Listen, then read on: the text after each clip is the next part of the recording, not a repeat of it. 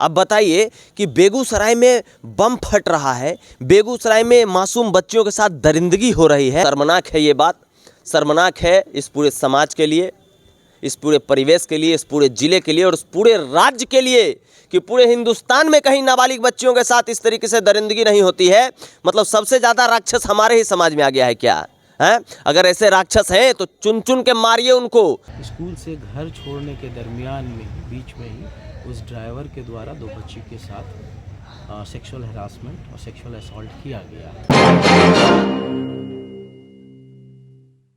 जी नमस्कार, स्वागत है आपका। मैं हूं अविनाश भट्ट, आप देख रहे हैं द न्यूज़ हॉल। देखिए, मैं अगर बोलने लगता हूं तो फिर लोग कहते हैं कि क्यों बोलने लगते हो। मेरा काम है बोलना, क्योंकि कुछ ऐसा होता रहता है यहाँ कि जब तक नहीं बोलेंगे तब तक किसी कान तक ये आवाज़ ही नहीं जाएगी।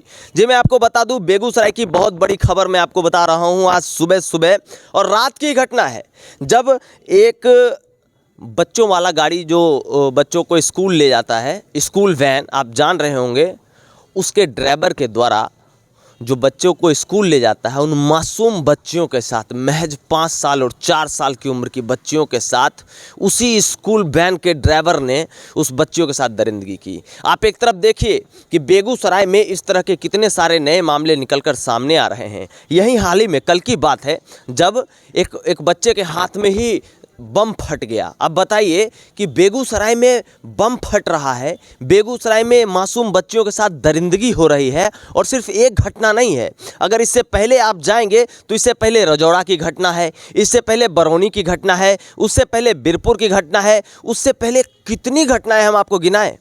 इस तरह की मानसिकता क्यों बन रही है हमारे समाज में, ये किसी को समझ नहीं आ रहा है। खैर, बेगूसराय की मैं तो शर्मनाक खबर कहूँगा इसे, क्योंकि ये शर्मनाक ही है और इससे ज़्यादा शर्मनाक और कुछ नहीं हो सकता। क्योंकि दो मासूम अबोध बच्चियों के साथ जो व्यक्ति दुष्कर्म कर ले, वो व्यक्ति कैसे समाज में रह रहा होगा, कैसे परिवेश में रह रहा होगा, या उसकी क्या मानसिकता रही होगी, इस बात से आप अंदाज़ा लगा लीजिए। खैर, बेगूसराय की मैं खबर बता रहा हूँ। बेगूसराय में स्कूल वैन चलाने वाले स्कूल वैन के ड्राइवर ने दो मासूम बच्चियों के साथ दरिंदगी की। एक तरफ जहां कल ही बेगूसराय में बम फटने से 4 बच्चे जख्मी हो गए, जिसमें से एक बच्चे का तो दोनों हाथ ही चला गया।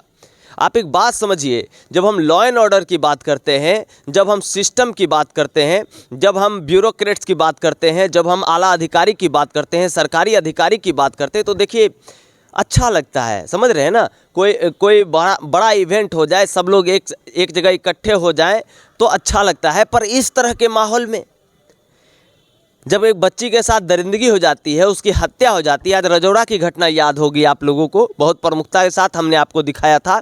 उसमें अभी तक क्या कार्रवाई हुई किसी को कुछ पता नहीं है। थोड़ी दिन पहले बरौनी में एक बच्ची के साथ घटना हो गई, उसको लाया गया, उस बच्ची को अभी तक इंसाफ मिला कि नहीं मिला, इस बात की जानकारी नहीं है। और हमारे जो आला पदाधिकारी महोदय हैं, तो अगर बाइक चेकिंग के दरमियान भी वो कट्टा पकड़ लेते हैं किसी के कमर से, तो उसको भी वो लिख के प्रेस विज्ञप्ति में भेज देते हैं कि बहुत बड़ी घटना को अंजाम देने जा रहा था, अब वो विफल हो गया है। तो भैया, वो घटना विफल हो गया, अच्छा बात है, मान रहे हैं, आप लोग काम कर रहे हैं, सड़क पे हैं, जनता के बीच में सेवा कर रहे हैं, मगर उन बच्चियों को इंसाफ कौन दिलाएगा? उन मासूम बच्चियों को इंसाफ कौन दिलाएगा जिसके साथ दरिंदगी हो रही है? 5 साल की, 10 साल की, 12 साल की, 15 साल की ऐसी बच्चियों के साथ जो समाज में जो दरिंदे जी रहे हैं, जिसका चीरहरण कर रहे हैं, उन बच्चों को इंसाफ कौन दिलाएगा? उनको भी इंसाफ दिलाने का काम आप ही का है प्रभु, तो थोड़ा वहाँ ध्यान दीजिए, ठीक है। खैर, बेगूसराय की हालिया स्थिति इतनी ख़राब है, बेगूसराय का लॉ एंड ऑर्डर इतना ख़राब है कि इसके बारे में हम जितना बोलें उतना बेकार रहेगा। और उतना ही नहीं, ज़्यादा बोलेंगे तो लोग यहाँ इंटेंशनली भी ले लेता है कि आखिर बुराई क्यों कर रहे हैं। देखिए, हम बुराई नहीं कर रहे हैं, हम बस आपको सर जता रहे हैं, दिखा रहे हैं कि इस तरह का गंभीर माहौल बन रहा है और कोई भी लोग इस पर कोई संज्ञान लेने को तैयार नहीं। मैं मानता हूँ कि आपका प्रशासन बहुत एक्टिव है, आपके तमाम अधिकारी बहुत एक्टिव हैं, आप जगह तक पहुँच जाते हैं, पर घटना के बाद ही जगह तक क्यों पहुँचते हैं? या जब पहली बार कोई वैसी घटना होती है, कोई बड़ी घटना होती है, या इस तरह की ओछल घटना होती है जिसमें मासूम बच्चियों के साथ दरिंदगी होती है, तो उस घटना के बाद पूरा सिस्टम क्यों नहीं संभलता है? इस तरह का माहौल दोबारा क्यों बनता है, तिवारा क्यों बनता है? बरौनी में होता है, रजौड़ा में होता है, बीरपुर में होता है, और उसके बाद सब लोग खामोश हो जाते हैं। अभी तक 3-3 मामले ऐसे हैं जिसमें से अभी तक किसी की भी गिरफ्तारी नहीं हुई, किसी को भी लेकर प्रेस वार्ता नहीं हुई, पब्लिक तक कोई समाचार नहीं गया। क्या चल रहा है यहाँ, कुछ समझ में नहीं आ रहा है। बेगूसराय के लॉ एंड ऑर्डर को लेकर जो है हमारे जो प्रधान सचिव हैं महोदय, उनको भी सोचना चाहिए, मुख्यमंत्री महोदय को सोचना चाहिए, और यहाँ के जो जनप्रतिनिधि हैं उनको भी सोचना चाहिए, है ना, कि आप लोग खाली वोट लेके अब बड़का बड़का गाड़ी में घूमते रहिएगा, यहाँ का पब्लिक मरते रहेगा जी। आइए देखिए ज़मीन पर आके क्या स्थिति है, यहाँ जीने लायक स्थिति नहीं है। वो तो हम आप हैं जो घुट घुट के जी रहे हैं, और हमारा तो काम है दिखाना। नहीं दिखाएंगे तो फिर कहिएगा दिखाया नहीं, और दिखा देंगे तो फिर बोलिएगा बोलता ज़्यादा है। अब क्या करें, दिखाएंगे तो बोलबे करेंगे, नहीं दिखाएंगे तो बोलबे नहीं करेंगे। तो आप समझिए कि हमको क्या करना है। खैर, हमको जो ठीक लग रहा है वो हम कर रहे हैं। आगे सुनिए, बढ़िया पदाधिकारी रात में ही पहुँचे हैं सदर अस्पताल, और वहाँ आकर किस तरह से बोल रहे हैं, क्या पूरी घटना है उन्हीं समझ लीजिए, काहे कि पॉस्को एक्ट है, हम ज़्यादा बोलेंगे नहीं। खैर, बहुत शर्मनाक घटना है कि एक मासूम बच्ची के साथ इस तरह, 2 मासूम बच्चियों के साथ इस तरीके की दरिंदगी हुई है। और स्कूल वैन चलाने वाला ड्राइवर जो हर एक बच्चों के घर पे जाता है, बच्चों और बच्चों को लेकर स्कूल जाता है, उस पर भरोसा कर माता पिता उसके गाड़ी में उसको बैठा देते हैं, और वही ड्राइवर जो है 2 मासूम बच्चियों के साथ इस तरीके से दरिंदगी करता है। ये कहाँ से, मैं तो निशब्द हूँ, स्पीचलेस, वर्डलेस। ऐसे मामले पर तो मैं क्या ही बताऊँ मैं आपको। और लगातार ये मामले बेगूसराय में बढ़ते जा रहे हैं। शर्मनाक है ये बात, शर्मनाक है इस पूरे समाज के लिए, इस पूरे परिवेश के लिए, इस पूरे ज़िले के लिए, और इस पूरे राज्य के लिए, कि पूरे हिंदुस्तान में कहीं नाबालिग बच्चियों के साथ इस तरीके से दरिंदगी नहीं होती है।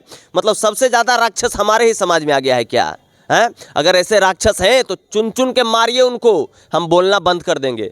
ठीक है, बहुत बहुत धन्यवाद। देखिए, आज संध्या 7 बजे वीरपुर पुलिस को सूचना मिली कि वीरपुर क्षेत्र के ही 2 बच्चियों के साथ दुष्कर्म का मामला सामने आया। जैसे ही ये मामला संज्ञान में आया, थाना प्रभारी के द्वारा तुरंत कार्रवाई करते हुए और दुष्कर्म करने वाले जो स्कूल के जो ड्राइवर है उसको गिरफ्तार किया गया।